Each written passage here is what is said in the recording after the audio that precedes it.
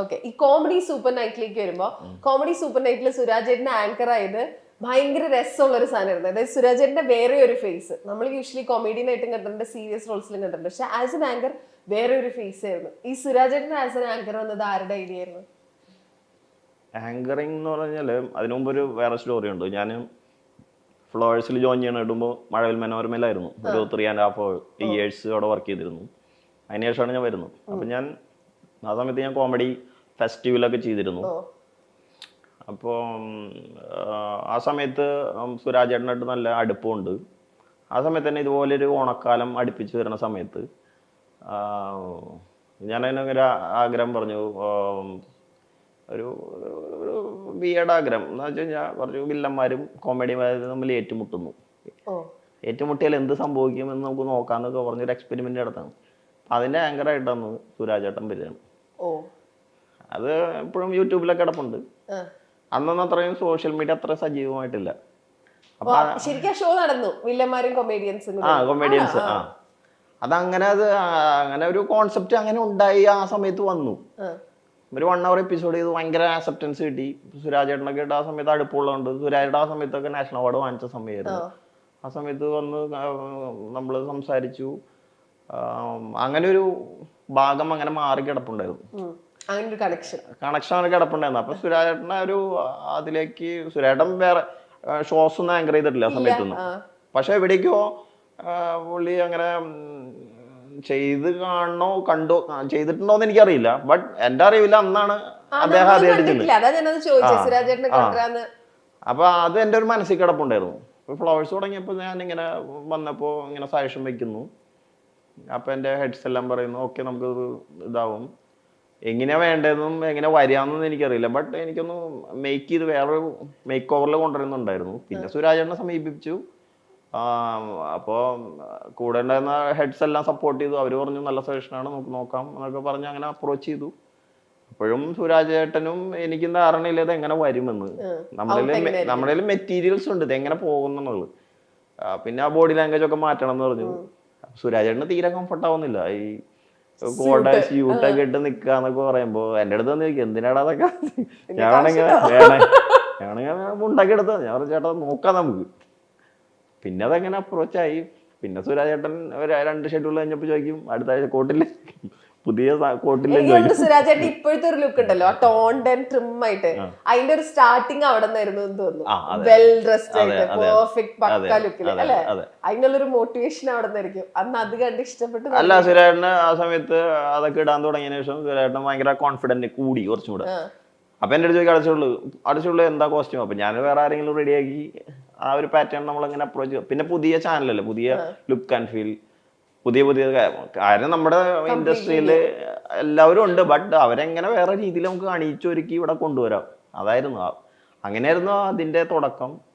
അത്യാവശ്യം അത് നല്ല രീതിയിൽ ഓടി. പക്ഷെ ഈ കാലഘട്ടത്തിലായിരുന്നെങ്കിൽ അത് കുറേ ഞാൻ അന്ന് ചെയ്ത എപ്പിസോഡിന്റെ ഒക്കെ ഇപ്പോഴും എനിക്ക് കട്ട് ചെയ്ത് പലരും അയച്ചു തരാറുണ്ട്. അതിലെ കുറെ സെഗ്മെന്റ്സുകൾ എല്ലാം ആ സമയത്ത് അത് ചെയ്തു. അന്ന് ഒരു സ്റ്റേറ്റ് അവാർഡും കിട്ടി. അതും ഭയങ്കര സർപ്രൈസിങ് ആയിരുന്നു. സാധാരണ കോമഡിക്കൊന്നും അങ്ങനെ ഒരുപാട് കിട്ടാറില്ല. അതും ഭയങ്കര സർപ്രൈസിങ് ആയിപ്പോയി. എന്തോ ദൈവാധീനം. അത് കിരീടത്തിലൊരു പൊന്തൂവലായിട്ട് അങ്ങനെ ഇരിക്കുകയാണ്. റിയാലിറ്റി ഷോസ് ആയിട്ടുള്ള എല്ലാത്തിലും ഈ പറഞ്ഞ പോലെ ഒരു പൊടിക്ക് ഡ്രമാറ്റിക് ആയിട്ടും വരാറുണ്ട് സാധനങ്ങൾ. അതായത് ഇപ്പം ഇവര് തമ്മിലുള്ള വഴക്കുകൾ ഉണ്ടായി. ഇപ്പൊ സ്റ്റാർ മാജിക്കിന്റെ കേസിൽ ഇവര് തമ്മിൽ എന്തെങ്കിലും ചെറിയ വഴക്കുണ്ടായ പോലും അവിടെ ബാക്ക്ഗ്രൗണ്ട് മ്യൂസിക് വന്ന് ഒരു പൊടിക്ക് ഇപ്പൊ അനുബ്രോ നേരെ സ്റ്റേജിലേക്ക് കയറി വരുന്നു, ഒരാളെ വിളിച്ചോണ്ട് വരുന്നു. ഇതൊക്കെ നമ്മൾ കാണലുണ്ട്. അപ്പൊ ഇത് ആളുകൾ ചോദിക്കോ ഇത് ഇത്രയും ഡ്രാമാറ്റിക് ആക്കേണ്ട ആവശ്യമുണ്ട്, നിങ്ങൾക്ക് നോർമലായിട്ട് അങ്ങ് പോയാൽ പോരെയെന്ന് ചോദിക്കോ? ഞങ്ങള് 1-2 പ്രാവശ്യം അതുപോലെ ചെയ്തപ്പോ വന്നിരുന്നു. പിന്നെ അതിനുശേഷം നമ്മളൊന്നും ചെയ്യാറില്ല. അങ്ങനെ കാര്യം ചെയ്തിട്ട് എന്തിനാ. പണ്ടൊക്കെ എന്ന് പറയുമ്പോ ഒരു ഫ്ലോറിൽ ഒരു പ്രശ്നം ഉണ്ടായെന്നൊക്കെ പറഞ്ഞാൽ എല്ലാവരും ഓടി ചെല്ലും. എന്തോ ഒരു ഈ അവസാനം ഞങ്ങളിപ്പോ ഒരു പ്രാങ്ക് ഫ്ലോറിൽ നടന്നു. ഞാൻ അറിയാതെ നടന്നൊരു പ്രാങ്ക് ആയി പോയത്. ഡയറക്ടർ അറിയാണ്ടൊക്കെ എടുക്കും. അത് അങ്ങനെ ഒരു സംഭവം നടന്നുപോയി. കാര്യം ഇപ്പൊ നോബിയും നമ്മുടെ ടീമും കൂടെ ഒരു ഗെയിമിന്റെ ഇടയിൽ വെച്ച് ചെറിയൊരു വാക്കേറ്റം സംഭവിച്ചു. പണ്ടൊക്കെ ഉണ്ടാവാറുണ്ടായിരുന്നു. പക്ഷെ നമ്മളതൊന്നും അങ്ങനെ എപ്പിസോഡിലൊന്നും വിടാറില്ല. ചോപ്പ് ചെയ്ത് ചിലപ്പോ നമ്മൾ അതിന്റെ മൂഡ് ചേഞ്ച് ആവണം. അപ്പൊ ഇവര് തമ്മിൽ ഇതിനു മുമ്പ് ഫ്ലോറിന്റെ പുറത്തും വെച്ച് ഇതുപോലെ പ്രശ്നം വന്നപ്പോ ഞാൻ ഇടപെട്ടു. അപ്പോൾ ഈ ഓഡിയൻസ് ഒക്കെ ഒന്ന് ഫോട്ടോ എടുക്കാൻ വരുമ്പോൾ ചിലവർ അങ്ങോട്ടും ഇങ്ങോട്ടൊക്കെ കളിയാക്കും. അപ്പോൾ നോബിയിൽ നിന്നപ്പോൾ ടീമിൻ്റെ അടുത്ത് എന്തോ പറഞ്ഞു, ടീമിന് ഇഷ്ടപ്പെട്ടില്ല അങ്ങനെയൊക്കെ പറഞ്ഞു. ഞാനിതൊക്കെ കണ്ടുകൊണ്ടിരിക്കുന്നുണ്ട്. അപ്പോൾ 2 ദിവസമായി തുടങ്ങിയിട്ട്, 2 ദിവസമല്ല 2 സ്കെഡ്യൂൾസായിട്ട് നടക്കുന്നുണ്ട്. അപ്പോൾ ഇതെൻ്റെ മനസ്സിൽ കിടക്കുക. അപ്പോൾ ഞാൻ പറഞ്ഞതൊന്നും വേണ്ട, അത് പറഞ്ഞ് ക്ലിയർ ചെയ്യും. അപ്പോൾ ഞാൻ എൻ്റെ കൂടെയുള്ള കോർഡിനേറ്റേഴ്സിനൊക്കെ പറയുന്നുണ്ട് അത് അങ്ങനെ മാറ്റി നിർത്താം, അതൊന്നും വേണ്ട, നമുക്ക് അതിനുള്ള നമുക്ക് ജോലി ചെയ്യാം, നമുക്ക് തിരിച്ചു പോകാം, ബാക്കി കാര്യങ്ങളൊക്കെ നമുക്ക് പിന്നെ സെറ്റിൽ ചെയ്യാം. അപ്പം അതൊക്കെ അപ്പോൾ കറഞ്ഞു പോയി. അതും കഴിഞ്ഞ് 2 സ്കെഡ്യൂൾ കഴിഞ്ഞു. അത് കഴിഞ്ഞ് പിന്നെ അവർ എന്തോ ആ ഒരു എപ്പിസോഡ് ബ്രേക്ക് കഴിഞ്ഞിട്ട് തിരിച്ചു കയറുക. അതിന് മുമ്പ് എന്തൊക്കെയോ അവിടെ ഇവിടെയൊക്കെ കുശികളും ഇതൊക്കെ. അപ്പം ഞാനിത് എനിക്ക് തോന്നിയത് അത്ര സുഖമല്ല. അപ്പോൾ ഒരു ഗെയിം കഴിഞ്ഞപ്പോൾ ഇവർ തമ്മിൽ 2 ടീമിലാണ്, അങ്ങോട്ടും ഇങ്ങോട്ടും ഒരു ചെറിയ ക്ലാഷായി. അപ്പം നോബി എപ്പോഴും പറയാറുണ്ട് എനിക്ക് ലിഗമെന്റ് പ്രോബ്ലമാണ്, അങ്ങനെ പ്രോബ്ലംസ് ഒക്കെ പറയും. അപ്പം ടീമെന്ന് പറഞ്ഞു ചേട്ടൻ അങ്ങനെ പറഞ്ഞുകൊണ്ടിരുന്നിട്ട് ഞങ്ങളെ കളിയാക്കണം എന്തിനാണ് അങ്ങനെയൊക്കെ ചോദിച്ചു. അപ്പം ഞാൻ നോക്കിയപ്പോൾ അപ്പം എന്നെ കണക്ട് ചെയ്യുന്നത് നേരത്തെ നടന്ന ഇൻസിഡൻസ് ആണ്. അപ്പം എൻ്റെ കൂടെയുള്ള റൈറ്റേഴ്സ് എല്ലാവരും പറയുന്നുണ്ട്, അഖില് മധുച്ചേട്ടൻ എന്ന് പറയുന്നത് അതത്ര ശരിയല്ല, നടപടി അത് ശരിയാവും തോന്നുന്നില്ല. ഞാൻ അങ്ങനെ കുറച്ച് നേരം നോക്കിയിരുന്നു. നമുക്കിത് ഇത് ലൈവ് ഒന്നും പോകല്ലേ, എവിടെ വേണം കട്ട് ചെയ്യാമല്ലോ.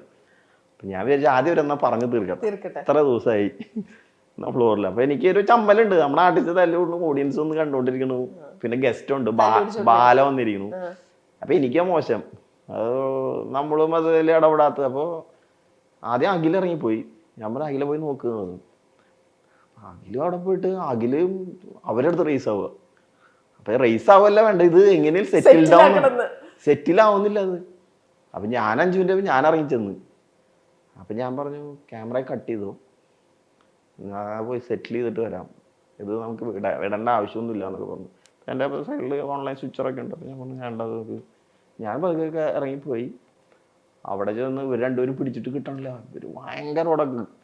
ഞാൻ പിടിച്ച് ടീമിനെ പിടിച്ച് തള്ളി അങ്ങോട്ട് മാറ്റി നോബിയോടെ പോയിരിക്കുന്നൊക്കെ പറഞ്ഞ വഴിക്ക് നോബി ഒന്ന് എൻ്റെ കേട്ട് എന്നെ ഹഗ് ചെയ്തിട്ട് പറഞ്ഞു ഹാപ്പി ബർത്ത്ഡേ. അപ്പൊ ഇവരത് ഞാനതിനു മുമ്പ് എല്ലാവരെയും ഫ്ലോറിലിട്ട് പ്രാങ്ക് ചെയ്തിരുന്നു. ഒരു പ്രോഡക്റ്റിന്റെ അഡ്വർടൈസിങ് പോലെ ഒരു പ്രാങ്ക് കൊടുത്തിരുന്നു. അതിൽ തിരിച്ച് പ്രാങ്ക് ചെയ്താണ്. ബട്ട് അത് ആ ഫ്ലോറിൽ എല്ലാവരും അറിഞ്ഞിട്ടാണ് ചെയ്തത്. ബട്ട് ഞാനത് റോള് കട്ട് ചെയ്യാൻ പറഞ്ഞിട്ടാണ് അവിടെ നിന്ന് ഇറങ്ങിപ്പോയത്. അവർ റോളും കട്ട് ചെയ്തില്ല. ഇത് അങ്ങനെ ലൈവായിട്ട് പോയി. ആ ഒരു പ്രാങ്കിനകത്ത് വന്ന് പെട്ടു.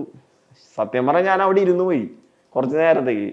ഞാൻ അപ്പൊ അവര് അത് കഴിഞ്ഞ ചാറ്റിൽ പറഞ്ഞു ഇതിന് വേണമെങ്കിൽ 2 മാസമായിട്ട് വെയിറ്റ് ചെയ്യാൻ പറഞ്ഞു. അതിന്റെ മുമ്പ് നടന്ന കാര്യങ്ങളൊക്കെ ഇവര് എന്നെ പ്ലാനിങ് 2 മാസമായിട്ട് നടക്കുകയായിരുന്നു. അപ്പൊ ഞാനത് ശ്രദ്ധിക്കുന്നില്ലല്ലോ. പതിവില്ലാതെ എന്തൊക്കെയോ നടക്കുന്നു കാണുമ്പോ ഞാൻ ആദ്യം ഇടപെടാതിരിക്കാൻ ശ്രമിച്ചതാണ്. പക്ഷെ നമ്മൾ അതിനൊക്കെ ഇറങ്ങിച്ചെന്ന് അവസാനം ചീത്തേക്ക് വിളിക്കേണ്ടി വന്നു. ഓക്കെ, സ്റ്റാർ മാജിക്കിനെ പറ്റിയിട്ടുള്ള ഒരു കമന്റ് പറയാം കേട്ടോ. കമന്റ് വായിച്ചതാണ് ഞാൻ. അതിന്റെ സ്റ്റാർ മാജിക് അല്ല, നല്ല കമന്റാ.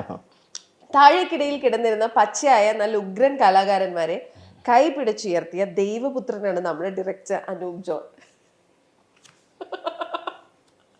ദൈവപുത്രനൊന്നല്ല, പാവപ്പെട്ട ഒരു മനുഷ്യൻ. ഇത് ഈ സ്റ്റാർ മാജിക്കിന്റെ കോൺസെപ്റ്റ് എവിടെ നിന്നായിരുന്നു? ആക്ച്വലി ഇതുപോലെയുള്ള ഇപ്പൊ ഈ പറഞ്ഞ മാതിരി ഉഗ്രൻ ആർട്ടിസ്റ്റുകളാണ് ഇവരെല്ലാവരും. പക്ഷെ അവർക്കൊന്നും പ്രോപ്പർ ആയിട്ടുള്ള പ്ലാറ്റ്ഫോം, അവർ കൂടുതലും എനിക്ക് തോന്നുന്നു സ്റ്റേജ് ഷോസിലേക്കാണ് അവർ കോൺസെൻട്രേറ്റ് ചെയ്തിരുന്നത്. അപ്പൊ അവരെ കൊണ്ടുവന്ന് ഇതുപോലെ ടിവിയിൽ ഒരു ഷോ ചെയ്യാന്നുള്ള കോൺസെപ്റ്റ് ആക്ച്വലി ഒരു ഓണം ഷോ മാത്രമായിരുന്നു. ഒരു 8 എപ്പിസോഡുള്ളൂ. അത് എഡിറ്റ് ചെയ്ത് വന്നപ്പോൾ 4 എപ്പിസോഡ് ആക്കി. ഹാഫ് ആൻ അവർ വെച്ച് ഓണത്തിന് വിടാനുള്ള നമ്മൾ ഈ ഓണക്കാലഘട്ടത്തിലൊക്കെ ഓണത്തിന് വരുന്ന കുറച്ച് ആൾക്കാരൊക്കെ വെച്ച് കുറച്ച് ഗെയിം ചെയ്യുക, ഉറിയടി, വടംവലി, ഇതൊക്കെ ആയിരുന്നു ഉള്ളൂ പ്ലാനിങ്. ആ ഒരു പ്ലാനിങ്ങിൽ അപ്പൊ ഞാൻ ആക്ച്വലി ആ സമയത്ത് വീട്ടമ്മ ചെയ്തുകൊണ്ടിരിക്കുന്നത്, മലയാളി വീട്ടമ്മ. ഓണത്തിന് എന്തെങ്കിലും സ്പെഷ്യൽ പ്രോഗ്രാം വേണമെന്നൊക്കെ പറഞ്ഞപ്പോൾ ഞാൻ പറഞ്ഞു നമുക്ക് ഒരു ഗെയിമൊക്കെ വെച്ച് സംഭവം ചെയ്യാന്നൊക്കെ പറഞ്ഞു. അപ്പൊ സാധാരണ നമ്മൾ കാണാറുണ്ടല്ലോ ഓണമായി കഴിഞ്ഞാൽ എല്ലായിടത്തും കുറച്ച് ഉറിയടിയും കുറച്ച് പൂക്കളൊക്കെ ഇട്ട് കുറച്ച് നല്ല സാരിയും മുണ്ടൊക്കെ വെച്ച് കുറച്ച് ചേട്ടന്മാരും ചേച്ചിമാരൊക്കെ വന്നിരുന്നു. അപ്പം ഞാനത് പെട്ടെന്ന് ആ സമയത്തൊക്കെ നല്ല ചൂടൊക്കെ ആയിരുന്നു. കുറച്ച് നേരത്തെയാണ് പ്ലാൻ ചെയ്തത്. അത് ഒരു 8-10 എപ്പിസോഡൊക്കെ ഈ വെയിലത്ത് എടുക്കൽ ഒട്ടും പോസിബിൾ അല്ല, ആരും ഇരിക്കത്തുമില്ല. ഒരു എപ്പിസോഡൊക്കെയാണ് എടുക്കുക. അപ്പം ഞാൻ പറയുന്നത് ഫ്ലോറിലൊക്കെ ചെയ്താലോ എന്ന് ചോദിച്ച് എന്നാൽ ഫ്ലോറിലേക്ക് മാറ്റിയപ്പോൾ അതിൻ്റെ ഐഡിയാസും കുറച്ചും കൂടെ മാറി വേറെ ഏതൊരു ഷോ ആയി തുടങ്ങിയത്. ബട്ട് ആക്ച്വലി ഒരു തമാശക്ക് ചെയ്ത പരിപാടിയായിരുന്നു. പക്ഷെ അത് കേറി അങ്ങ് click ആയി. ഓണത്തിന് അത് നട്ടുച്ചയ്ക്ക് കൊണ്ടിട്ട് റേറ്റ് ചെയ്തത്. അപ്പൊ ഞാൻ ആക്ച്വലി ഓണം കഴിഞ്ഞ ഒരു ചെറിയ വെക്കേഷൻ എടുത്ത് പുറത്ത് പോയി കയറുന്നു. പുറത്ത് സമയത്ത് സാറ് വിളിച്ച് പറഞ്ഞു അത് റേറ്റിംഗ് ഉണ്ട്, നമുക്ക് നെക്സ്റ്റ് വീക്ക് തൊട്ട് സ്റ്റാർട്ട് ചെയ്യണമെന്നത്. അപ്പൊ ഞാൻ സ്വന്തം പറഞ്ഞു, കുഴി ഒഴിച്ചാലേ ഇപ്പൊ. അപ്പൊ ഇതിന്റെ കൂടെ നിന്ന് ഒരാൾ എൻ്റെ അടുത്ത് പറഞ്ഞു, അനൂപ നീ ഇത് ഏറെ ഏതോ രീതിയിലേക്ക് എത്തിച്ചോണ്ടിരിക്കുകയാണ്, ഇത് ചിലപ്പോ ഇത് സ്ഥിരമാവാനുള്ള ചാൻസ് ഉണ്ട്, ഇത് ഓണം പരിപാടിയിൽ അങ്ങനെ കണ്ടാൽ മതി. പക്ഷെ നമ്മളൊരു വർക്കിന് ഇറങ്ങിക്കഴിഞ്ഞാൽ ഒരു എപ്പിസോഡ് കൃത്യമായിട്ടും പണിയെടുത്ത് വീട്ടിൽ പോവാ, അത്ര ആലോചിച്ചിട്ടുണ്ടായിരുന്നുള്ളൂ. അത് അതിൽ സക്സസ് ആയി. അപ്പൊ എല്ലാവരും കൂടെ, ഞാനും ഇപ്പോൾ ടീമിലുള്ള എല്ലാവരുടെ അടുത്തും അങ്ങനെ സംസാരിക്കുമ്പോൾ അത് ചെയ്യാന്നൊക്കെ പറയും, എല്ലാവരുടെയും ഇൻപുട്ടൊക്കെ എടുത്ത് വർക്ക് ചെയ്യും. അപ്പൊ അങ്ങനെ ഷോ ആയിരുന്നു അത്. പെട്ടെന്നായിരുന്നു അതിന്റെ ഡീവിയേഷനൊക്കെ മാറി ഇപ്പൊ സ്റ്റാർ മാജിക് ആയി. സ്റ്റാർ മാജിക് എന്ന പരിപാടിയുടെ അമരക്കാരൻ എന്ന് വേണമെങ്കിൽ നമുക്ക് അനൂപ് ജോണിനെ പറയാം. എല്ലാവർക്കും ഇഷ്ടമുള്ള പരിപാടിയായിരുന്നു സ്റ്റാർ മാജിക്. പലപ്പോഴും വിമർശനങ്ങളും വിവാദങ്ങളും ഒക്കെ ഉണ്ടായിട്ടുണ്ടെങ്കിലും സ്റ്റാർ മാജിക്കിന് എന്നും ഒരുപിടി ആരാധകർ ഉണ്ടായിരുന്നു. ലക്ഷ്മി നക്ഷത്രയുടെ അവതരണവും ആ സ്ക്രീനിലെ ഓരോരുത്തരുടെയും പെർഫോമൻസും ഇന്നും മലയാളികൾ ഏറ്റെടുക്കുന്ന ഒന്ന് തന്നെയാണ്.